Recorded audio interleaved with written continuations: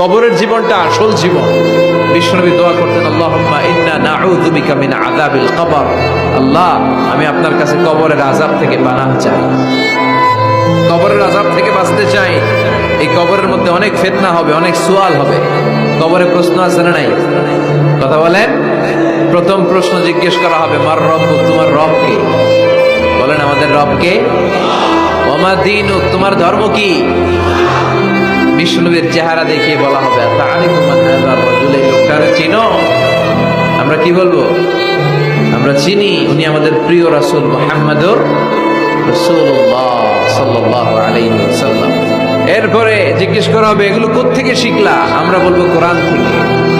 ফায়ুফসাহু লাহু কবরুহু ৭০ যিরাআন, সুন্দর সুন্দর উত্তর করতে পারলে আপনার কবরটারে ৭০ হাত লম্বা করে দেয়া হবে। ইফতাহু লাহু বাবুন ইলাল জান্নাহ, জান্নাতের দিকে একটা দরজা লাগিয়ে